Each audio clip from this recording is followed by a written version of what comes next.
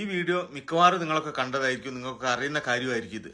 പക്ഷേ നിങ്ങൾ ജസ്റ്റ് ഇതൊന്ന് കണ്ടു നോക്കിയിട്ട്, നിങ്ങൾ കണ്ട വീഡിയോ ആണെങ്കിൽ സ്കിപ്പ് ചെയ്ത് പോകുക, അല്ലെങ്കിൽ ഇതൊന്ന് കണ്ടിട്ട് ഇത് മാക്സിമം ആളുകളിലേക്ക് ഒന്ന് ഷെയർ ചെയ്ത് കൊടുക്കുക. ഒരു ജീവൻ തന്നെങ്കിലും നമ്മളൊരു ഷെയർ കൊണ്ട് രക്ഷപ്പെടുന്നുള്ളതിൽ ഒരു സംശയമില്ല. ഇതൊന്ന് മനസ്സിലാക്കി വെക്കേണ്ടത് വളരെ അത്യാവശ്യമാണ്, പ്രത്യേകിച്ച് ഈ കാലഘട്ടത്തിൽ.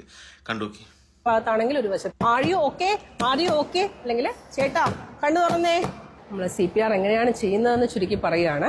അപ്പം ആദ്യത്തെ കാര്യം എന്ന് പറയുന്നത്, ആള് നമുക്ക് CPR കൊടുക്കാൻ പറ്റുന്ന ഒരു സാഹചര്യത്തിലാണോ എന്ന് ഉറപ്പുവരുത്തുക. അതായത് നമ്മൾക്ക് അപ്രോച്ച് ചെയ്യാൻ പറ്റുന്ന ഒരു സാഹചര്യത്തിലാണോ എന്ന് ഉറപ്പുവരുത്തുക. സീൻ സേഫ്റ്റി എന്ന് പറയും. അപ്പം പേഷ്യന്റ് സേഫ് അല്ലാത്തൊരു പൊസിഷനിലാണ് കിടക്കുന്നതെങ്കിൽ, അല്ലെങ്കിൽ റോഡിന്റെ മധ്യഭാഗത്താണെങ്കിൽ ഒരു വശത്തേക്ക് മാറ്റുക. അത് സേഫായിട്ട് നമുക്ക് പേഷ്യന്റിനെ തൊടാനും നമുക്ക് മറ്റു കാര്യങ്ങൾ തുടരാനുമുള്ള ഒരു സാഹചര്യത്തിലോട്ട് മാറ്റുക. അത് മാറ്റിക്കഴിഞ്ഞാൽ അടുത്ത് ചെയ്യേണ്ടത് പേഷ്യന്റിന്റെ പ്രതികരണം ഉറപ്പുവരുത്തുക എന്നുള്ളതാണ്. റെസ്പോൺസ് ചെക്ക് ചെയ്യുക. അത് 2 മോഡാണ് നമ്മൾ ഉപയോഗിക്കുന്നത്. ഒന്ന് വോയിസ് മോഡും, 2 ശക്തിയിലായിട്ട് തട്ടുക. 2 തോളിലുമായിട്ട് 2 കൈകളും ഉപയോഗിച്ച് ശക്തിയായി തട്ടുകയും ഉച്ചത്തിൽ അവരെ വിളിക്കുകയും ചെയ്യുക. ആടിയോ ഓക്കെ അല്ലെങ്കിൽ ചേട്ടാ കണ്ണു തുറന്നേ. ഇങ്ങനെ ശക്തിയിൽ തട്ടി നോക്കുക. ഈ 2 സ്റ്റിമുലസ് കൊടുത്തു കഴിയുമ്പോഴും പേഷ്യന്റ് യാതൊരുവിധ പ്രതികരണവും കാണിക്കുന്നില്ല എങ്കിൽ നമ്മൾ ഉടനെ തന്നെ സഹായത്തിന് വേണ്ടി ആംബുലൻസിനെയോ ചുറ്റും നിൽക്കുന്ന ആളുകളെയോ വിളിച്ചു കൂട്ടേണ്ടതാണ്. അവർ എത്തുമ്പോഴേക്കും അതിനു മുമ്പ് നമ്മൾ എന്ത് ചെയ്യണം? നമ്മുടെ അടുത്ത പടിയിലേക്ക് കടക്കുക. അതായത് ഹൃദയസ്തംഭനം സംഭവിച്ചിട്ടുണ്ടോ ഇല്ലയോ എന്ന് ഉറപ്പുവരുത്തുക. അതിനുവേണ്ടി നമ്മൾ നോക്കുന്നത് പൾസ്, അതായത് സെൻട്രൽ പൾസ് എന്ന് പറയും. നമ്മുടെ കഴുത്തിൽ നിന്ന് നമുക്ക് കിട്ടുന്ന സെൻട്രൽ പൾസും ശ്വാസോച്ഛ്വാസം, അതായത് നെഞ്ചിന്റെ ഉയർച്ച താഴ്ചകളുമാണ് നോക്കുന്നത്. നമ്മുടെ 3 വിരലുകൾ കഴുത്തിന്റെ മധ്യഭാഗത്തായി സ്പർശിച്ച് നോക്കുക. അവിടെ നിന്നും നമ്മുടെ വശത്തേക്ക് തന്നെ വിരലുകൾ താഴേക്ക് കൊണ്ടുവരിക.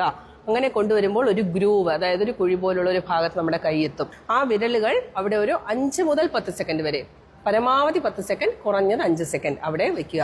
അപ്പോൾ ടിക് ടിക് 1, ടിക് ടിക് 2, ടിക് ടിക് 3, ടിക് ടിക് 4, ടിക് ടിക് 5. ഈ സമയം നമ്മുടെ കണ്ണുകൾ തല മെല്ലെ ചരിച്ച് നെഞ്ചിന്റെ ഉയർച്ച താഴ്ചകൾ പരിശോധിക്കണം. അപ്പം നമുക്ക് ഒരേ സമയം പൾസ് ഉണ്ടോ എന്നും ബ്രീത്തിങ് ഉണ്ടോ എന്നും മനസ്സിലാക്കാൻ പറ്റുന്നതാണ്.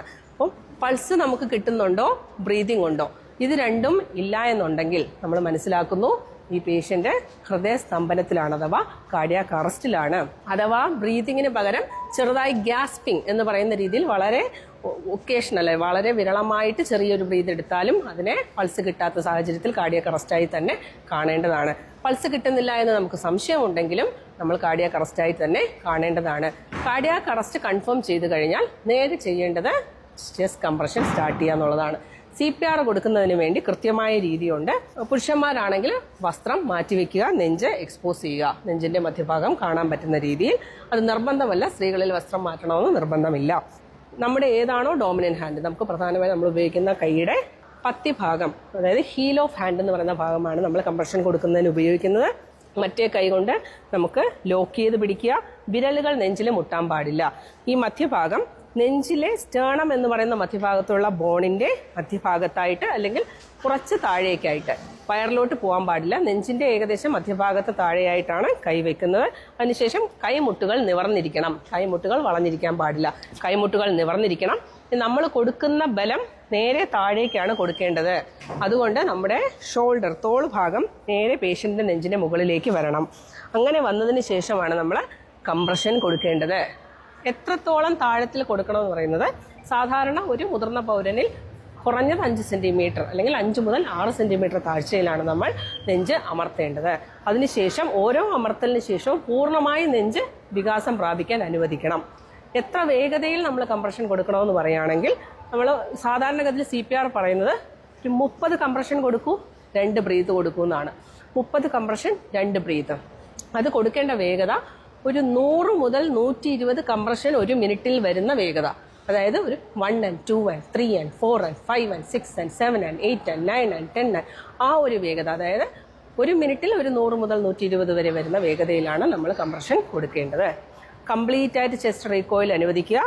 അടുത്ത് നമ്മൾ 2 ബ്രീതിങ് എങ്ങനെ കൊടുക്കും? അപ്പം പേഷ്യന്റിന്റെ ഹെഡ് ടിൽറ്റ് ചിൻ ലിഫ്റ്റ് എന്ന് പറയുന്ന ഒരു പ്രക്രിയയാണ്.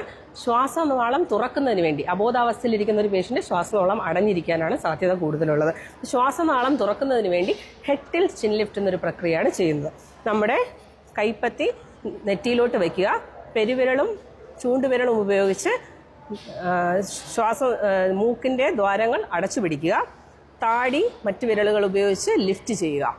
ഇത് മാനിക്കിൻ ഇങ്ങനെ തിരിക്കുക, ഹെഡ് ടിൽറ്റ് ചിൻ ലിഫ്റ്റ് ചെയ്യുക. എന്നിട്ട് മൗത്ത് ടു മൗത്ത് ആണെങ്കിൽ മൗത്ത് ടു മൗത്ത്, അല്ല എങ്കിൽ മാസ്ക് ഉപയോഗിച്ച് ടിക് ടിക് 1 ടിക് ടിക് 2 2 ബ്രീത്ത് കൊടുക്കാം. ആ ബ്രീത്ത് കൊടുക്കുന്നത് സ്വാഭാവിക ബ്രീത്ത് ആയിരിക്കണം. നോർമൽ ശ്വാസം എടുക്കുക, 1 സെക്കൻഡിൽ 1 ശ്വാസം എന്ന നിലയിലാണ് 2 ബ്രീത്ത് കൊടുക്കേണ്ടത്. അത് കൊടുത്തു കഴിഞ്ഞാൽ തിരിച്ചു വീണ്ടും നമ്മൾ CPR ആരംഭിക്കുകയാണ് ചെയ്യുന്നത്. ഈ പ്രക്രിയ തുടർന്നുകൊണ്ടിരിക്കുക. ഏതുവരെ? ഒന്നുകിൽ നമുക്ക് പേഷ്യൻറ്റിനെ ഉണരുന്നു അല്ലെങ്കിൽ പൾസ് തിരിച്ചു കിട്ടുന്നു. എങ്ങനെ അറിയാം?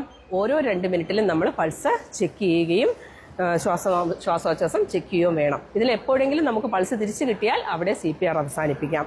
അല്ലെങ്കിൽ നമുക്ക് higher facilities, ambulance, AED, defibrillator.